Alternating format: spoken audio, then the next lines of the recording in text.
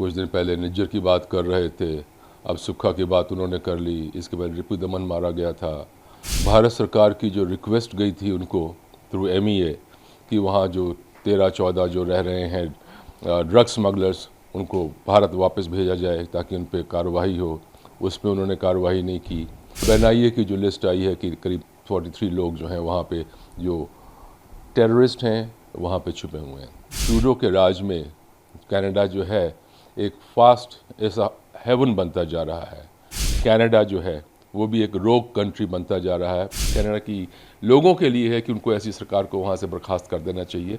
They should kick him out. तो ऐसे incidents तो वहाँ काफ़ी समय से होते रहे हैं। कुछ दिन पहले निज्जर की बात कर रहे थे, अब सुक्खा की बात उन्होंने कर ली। इसके बाद रिपुदमन मारा गया था। जो टोरंटो और दूसरे सारे एरियाज़ जो हैं वहाँ पे ड्रग्स का बोलबाला है। भारत सरकार की जो रिक्वेस्ट गई थी उनको थ्रू MEA कि वहाँ जो 13-14 जो रह रहे हैं ड्रग स्मगलर्स, उनको भारत वापस भेजा जाए ताकि उन पर कार्रवाई हो, उस पर उन्होंने कार्रवाई नहीं की।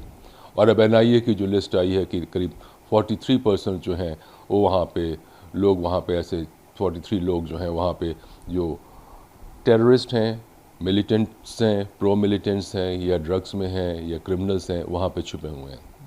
ऐसा लग रहा है कि ट्रूडो के राज में कनाडा जो है एक फास्ट ऐसा हेवन बनता जा रहा है। अगर आप इंटरनेशनल रिपोर्ट्स पढ़ें तो उसमें यह भी आएगा कि वहाँ से ड्रग स्मगलिंग इवन अमेरिका में हो रही है।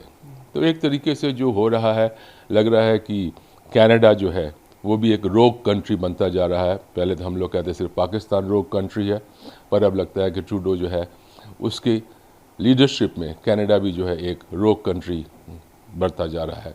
और मैं समझना है अगर ऐसी वहाँ पे अगर हालत है, लॉ एंड ऑर्डर सिचुएशन इतनी ख़राब हो गई है, मिलिटेंट्स, टेररिस्ट, ड्रग स्मगलर्स, इनका वहाँ पे अगर राज हो रहा है, मुझे पता नहीं कि उनके यहाँ किसका राज है, किसका कौन उनकी कॉन्स्टिट्यूशनल अथॉरिटीज़ हैं। ये तो मुझे पता है कि वो जो ब्रिटिश क्राउन है उसको ही अपना अध्यक्ष मानते हैं, और गवर्नर जनरल जो है वो उनका ही ब्रिटिश क्राउन का जो है रिप्रेजेंटेटिव होता है। ऐसी गवर्नमेंट को डिसमिस कर देना चाहिए। मेरी समझ में नहीं आता है कि अभी तक ब्रिटेन भी इस मामले में क्यों चुप है।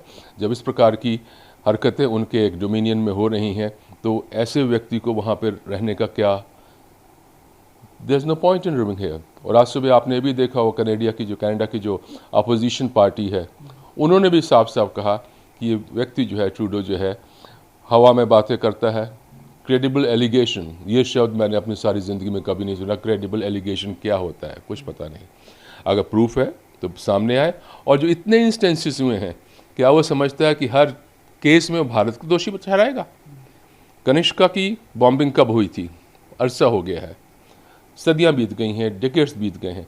तब से लेके आज तक वहाँ पे हालात जो है लगातार ख़राब होते जा रहे हैं।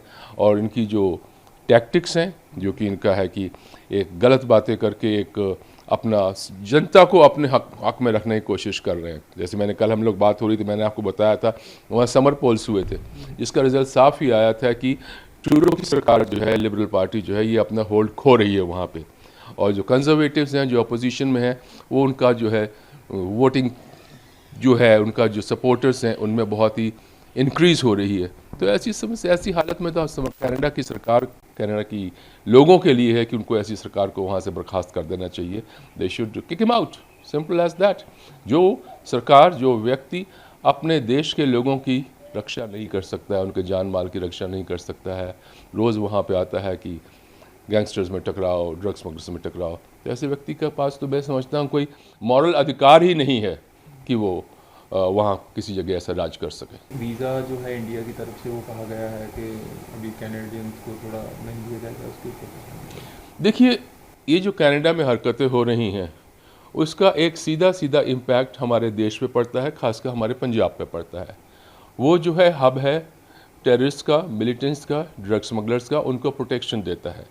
और वीज़ा जो होता है, वीज़ा में किसी के पासपोर्ट में तो लिखा नहीं है कि वो प्रो टेररिस्ट है, प्रो मिलिटेंट है, या ड्रग स्मगलर्स है। वहाँ तो सब यही क्लेम करते हैं कि हम तो दूध के धुले हुए हैं।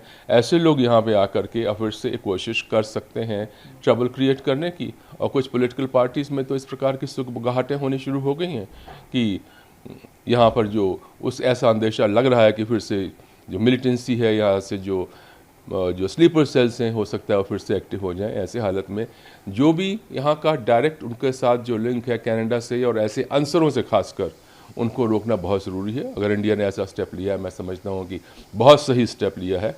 ये डिप्लोमेसी ही नहीं है बल्कि हमारे देश की रक्षा, हमारे नागरिकों की रक्षा, हमारे यहाँ चैन और अमन की रक्षा के लिए एक बहुत सही कदम है, मैं ऐसा समझता हूँ।